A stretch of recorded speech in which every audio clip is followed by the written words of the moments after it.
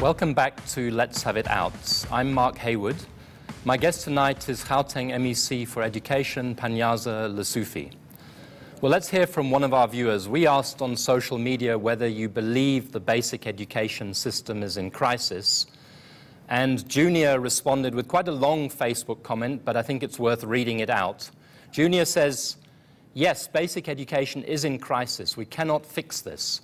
Government has the wrong idea that throwing funds at a problem magically solves said problems. And when that fails, they resort to dumbing down curricula to generate end-year numbers that make them look like they're doing a good job.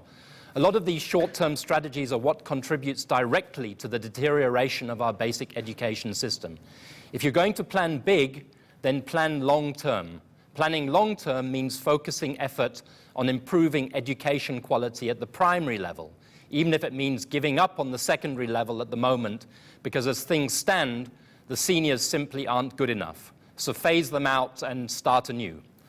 Thank you, Junior. I'm not sure if any of us would agree with phasing out and starting anew at secondary level, but Panyaza, our MEC, let's talk about primary education. You know, some research that you'll be familiar with found that by grade 4, 78% of learners can't read well enough to learn. What are you doing to fix that? And what's the plan? And again, urgency. Well, no, we do have a plan. I think we have a program, one of the programs that we've launched, we call it Drop It All and Read, where we're allowing our children to at least certain hours within a week, they have to read and participate in this program. We've introduced many programs of training our educators so that they understand they need to do. That's the basic foundation. So if you can't get it right, we'll never get the education system right. And I agree with those people that we need to invest within the primary education system. And if you check our performance compared with other countries, we are getting closer. The good thing with our country is that we are not shy. We're not shying away from competing with other countries. You know, the studies that we have just quoted, there are a few countries that are participating in that study. We are there participating. Which is good. Which is good because it gives us feedback and we know where we need to improve. But again, urgency. You know, That's MEC, true. I would say, to put it nastily, if you like, that we're improving at failing. We're improving at failing. We're not succeeding yet.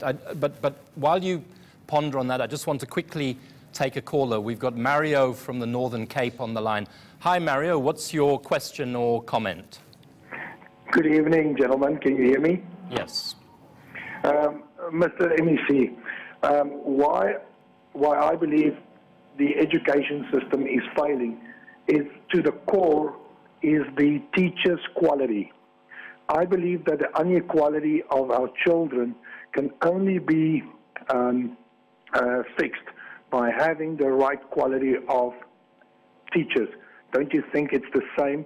I have heard how so many teachers teach our children, but we understand that the equality of the teaching program between a private school and a government school is so different, and the reason is the quality of the teachers.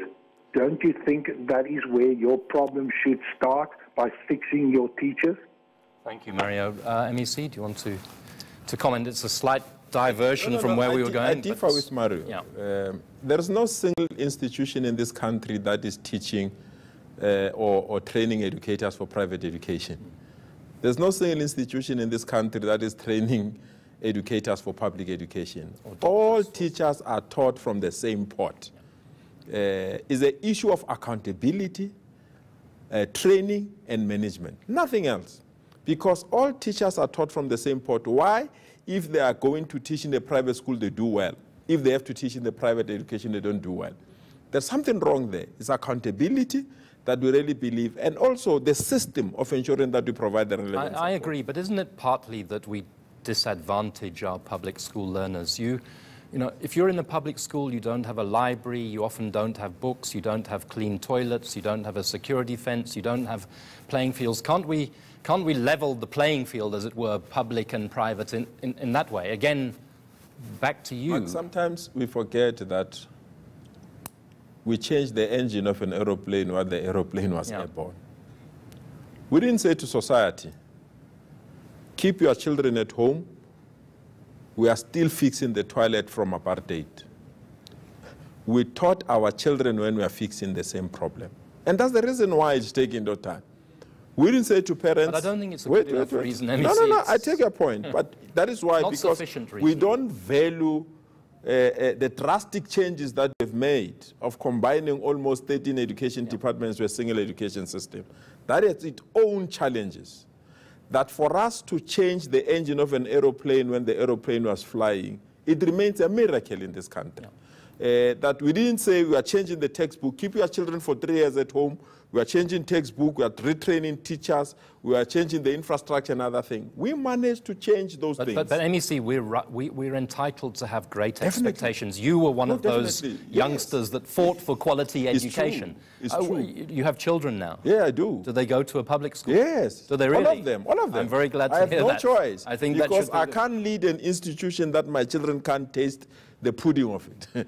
I want my children to be there to understand. I need to know the pain. I know the difficulty. That's why my child went to an Afrikaans-only school. It was very difficult to be there when they report finances. Would you agree that that should be a policy that applies across all government ministers and MECs and senior officials? No, definitely. Kids in public schools, use public hospitals rather than medical aids and so on. Then there'll be some urgency. No, we are at the forefront of that. Why should we hide it? We are at the forefront of that. What is not good to me must not be good to the next person. What is good to me must be good to everyone. Thank you, MEC. That's a position of honor that I wish everybody would stand by. And perhaps in the next election, that's something that we can ask for. But we'll take more questions and comments after the ad break. Please don't go away. We've got a few more minutes with the MEC this evening. Thank you for staying with us.